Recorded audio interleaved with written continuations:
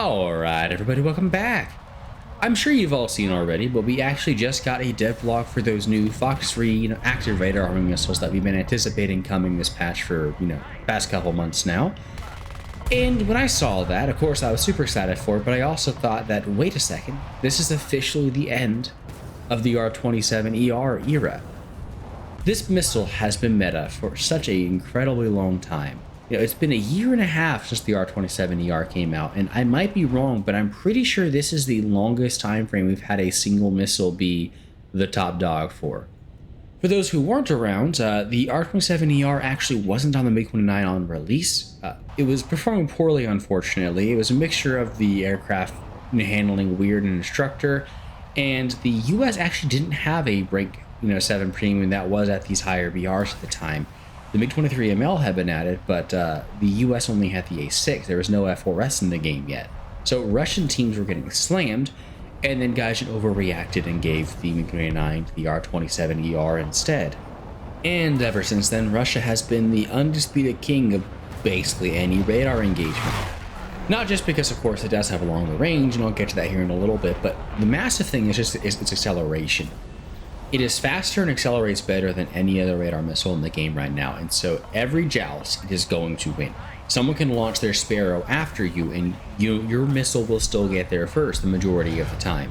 Not only that, it is a 35G missile compared to the 25G of the Sparrow, and from my experience, you basically can't outroll it like you can very easily with the Sparrow. It also doesn't have nearly as big of an issue when it comes to just randomly missing, and overall it has just been a very, very reliable and very, very good missile to use. The big reason why it had such good guidance, and part of the reason why it was so hard to notch, is actually because this is the only SAR missile in the game right now to have both INS and data link. So the INS, of course, is your inertial navigation system. That is going to tell it, hey, this is roughly where the plane was going the last time I saw it. So if it does break lock, it'll still keep guiding where it thinks the enemy is going to be, right? Data link, on the other hand, of course, was already in game, just not on any other SAR. It was in the Phoenix missile. And this isn't the kind of plane-to-plane, I can lock onto somebody and guide my ally's missile for them. This is plane-to-missile data link. And what this does is tell the plane exactly, hey, this is where the enemy is. This is where you need to be pointing your seeker. What this also allows you to do is to do a kind of pseudo Fox 3 thing where you will go ahead, fire it off, and then unlock the target like I'm doing right here. And the missile knows roughly where the targets were, using its INS. And you can just sit here with the target on TWS, keeping an eye on it, and then once the missile gets close and starts tipping over like I'm doing right here, then you hard lock, the missile picks the target back up again, and a lot of the time, whoever you're firing at, they have no idea they've actually been shot at. Because they see you, there's no smoke shell coming off you, and the missile is already about to hit them. Just like this guy right here. He almost certainly has no idea that I've already launched and I already have a missile on the way while I'm sitting here, starting to get into the notch against his missile.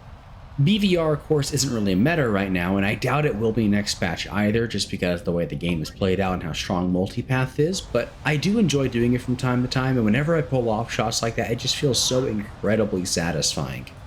So how does the ER compare to all these Fox 3s? Well, of course, it is still going to be at a disadvantage against all these new missiles, and it's not because of flight performance, because flight performance-wise, this missile is going to be better than anything except for, maybe the PL-12 or the AAM-4. We'll have to see what they do with the AAM-4.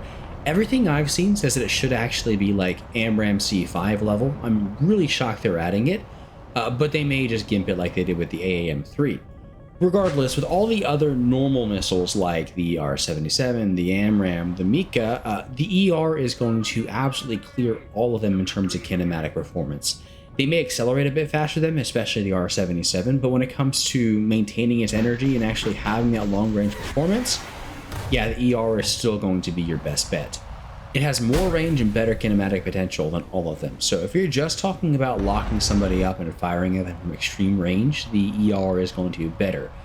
The problem is the fact that you have to actually get that lock back. So sure, you may have that better kinematic performance, but you have to stay nose on. While your enemy can sit there, fire off a missile at you, and then turn around to outrun your ER while you still have to keep your nose on, and you have to worry about the AMRAAM. While I don't think Fox 3s will change the overall meta that much, they certainly will change the meta of the missiles that we're currently using. And honestly, when it comes to radar missiles, I think that the nations are going to be much more balanced next patch than they are currently.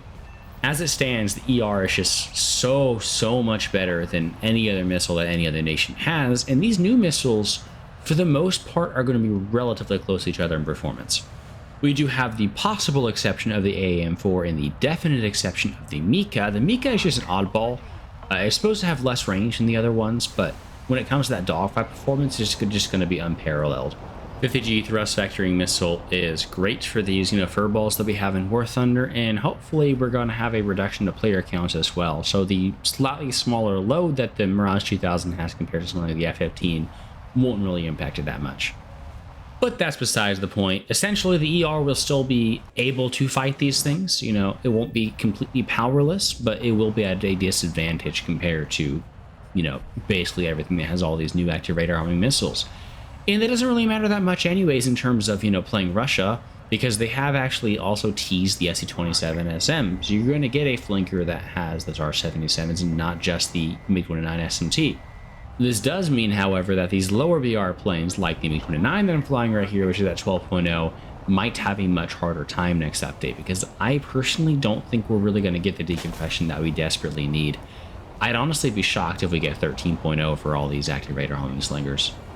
One interesting but slightly unrelated thing, we may actually see a development of the R-27ER into an active radar homing missile in the game at some point. It never actually entered service, but it's called the R-27EA, and it would be an absolutely insane missile. I mean, the ER kinematically is already incredible, it's just battery limited. So when you correct that, you're looking at a missile that has, around AMRAAM C5-ish levels of performance. I could see this maybe working for vehicles that can't use the R-77, but they still want to give active radar arming missiles to, like the SE-33, for example. But there's no actual guarantee you will ever get anything like that, of course.